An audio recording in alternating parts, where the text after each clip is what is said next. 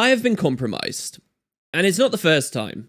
Those who have been with me for several years might recall that back in late 2013, something both amazing and awful happened to me.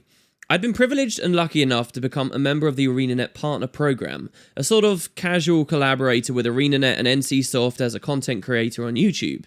I had accepted with absolute enthusiasm, of course, and at the unveiling of this new and exciting thing, of which basically no one else was a party to at the time, I found myself in a small Skype call with a couple of people I'll keep anonymous. In that Skype call, several months before the conclusion of Guild Wars 2's Living Story Season 1, I was given information about what the big twist end would be. It was Morgemoth, the secret 6th Elder Dragon, the biggest and coolest conspiracy theory of the vanilla release, and something I was personally very excited about. It was actually happening. Holy crap. This was both amazing and awful as a fan of the game. It was amazing to know, and not just because I was a member of a tiny selection that knew and no one else did, but because what I'd been told was blatantly awesome and appealed to my desires as a member of the GW2 community. I found myself bouncing up and down, wide-eyed, practically pissing myself. Utterly thrilled. I'm sure many of you listening to me right now can relate to that feeling. But it was also awful, because despite my knowledge, I could never knowingly share it with anyone without taking the wind out of ArenaNet's sails or presenting that information in a less than satisfactory way compared to what the actual game developers could do with real marketing, cutscenes, gameplay, and voice acting. And perhaps more importantly, depending on how capitalistic or mercantile I'm feeling, as a content creator, it was also awful. My channel is built on speculation, genuine, no-nonsense deductions and predictions, exploring possibilities, occasionally perhaps getting them right, but discussing Guild Wars 2's potential as far as I see it, relishing in that game writers and developers play with their audiences as they tease and hint at things before at last paying off on them. These are the things I like to discuss. So, knowing about Morgemoth beforehand caused a very real issue for me, I soon realised. If I knew about him, where was the genuine speculation? And I'm not a good liar. How comfortably could I straddle that line, letting real conversation flow from me that is still far removed from the Morgemoth reveal? How many of my other deductions were now tainted, maybe without me even knowing it, just because I now sat there with the ending moments of Season 1 planted firmly in my mind? The situation caused me to can most of, if not all, I don't quite remember anymore, my speculative content for a while. Despite all the fun, it wasn't specifically a good time for Wooden Potatoes or Wooden Potatoes fans. And now, dear viewer, we come to today, where nearly all of us who really give a shit about this game are going through a similar thing. Increasingly over 2017, ArenaNet have had a leaking problem.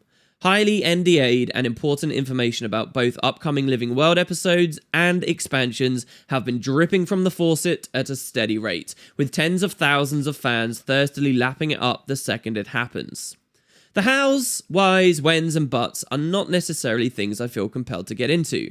It's not really my place, especially as a member of the partner program, and I don't care about feeding any individual's ego very much either.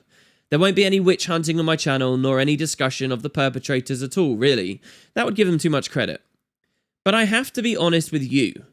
Like many others, I've seen this stuff. It has nothing to do with me being a partner, of course. Whatever's been going on is occurring at a much deeper level than we're at, I assure you.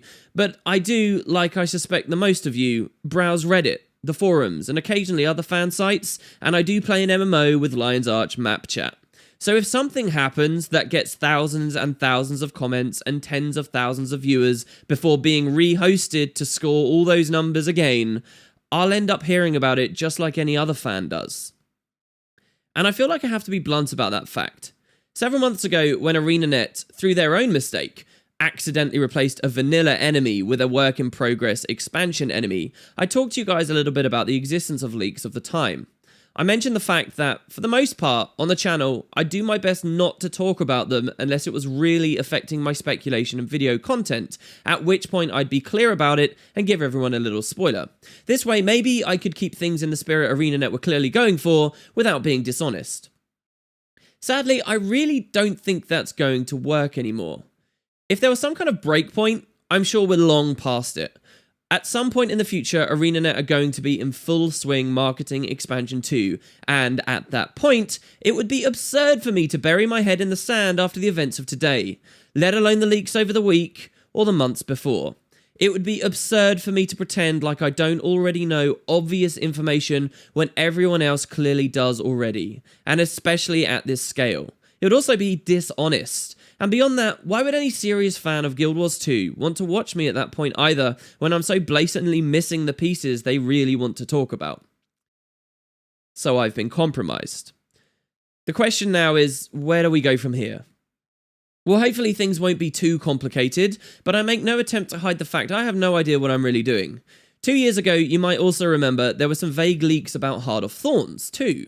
Mostly in the form of data mines that managed to extract concept art of potential future elite specializations, but also many smaller things you probably only caught if you were some kind of super geek.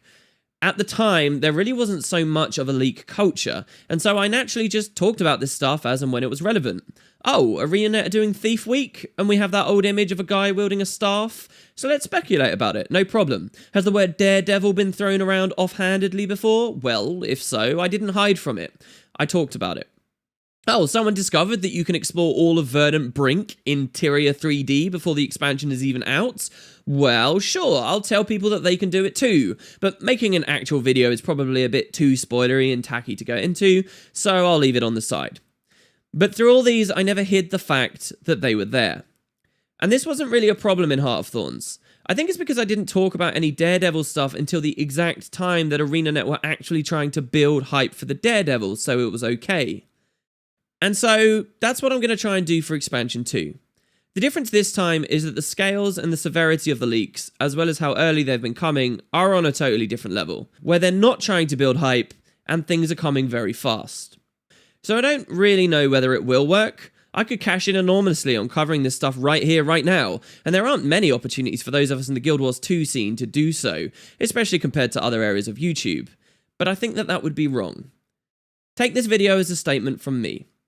The response that I know hundreds of you that were messaging me and waking me up at 5 AM last night were looking for when shit hit the fan. Yes, I'm excited about what I've seen. Yes, I have a great many opinions I'd love to share. Yes, I will be talking about this stuff. But you will not hear me talk about this stuff today. I will try to pair anything that's been leaked with the official reveals when they're relevant as best and tastefully as I can. For example, when ArenaNet starts talking about the region the expansion is set in, at that point, I will show you guys the relevant stuff. Next, I'm aware there's a good proportion of you out there who hates this stuff even more than I do, and with that in mind, I will try my best to, whenever this stuff comes up, even if I'm doing it at a tasteful time, I will try to clearly mark it in my videos so that you guys can always be forewarned, skip around, and hopefully as best as possible, I can facilitate everyone's enjoyment of my content. I will try to not make any content at all that is purely dedicated to leaks, as much as I understand this video stands in defiance of that. People won't be talking about or linking to any leaks or any point in my YouTube video comments until it is something I have explicitly talked about, at which point then it's okay. Now, you are welcome to obviously check leaks out for yourselves, and I'd be a hypocrite to tell you otherwise, but I don't want to make it a business of mine to make that easy for you.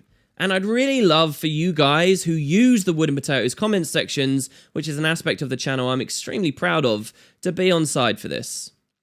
And that's it. That's how I'm going to handle this. Lastly, let this video serve as something as a warning. Spoilers are out there now. People can only do so much to keep you clear of them if you don't like them. If you are tempted but have some reservations at the conclusion of this video to find said leaked content for yourselves, I give you one warning. Just like I learned in late 2013, it's all very exciting, but you might end up with more than you bargained for. It's big stuff. It's up to you from here on out. Hopefully I don't sound like I'm doing anything too crazy. Hopefully this is the best for everyone. Like I say, I really don't know what I'm doing, but there it is, and I'd love to hear what you guys think. What with the review just having finished, and now this, I'm kind of really behind on Flashpoint stuff, so I'll get to work on that now. Thanks very much for watching, guys. Your support, as ever, means everything to me. I'll be watching the comments very closely, and I'll see you next time.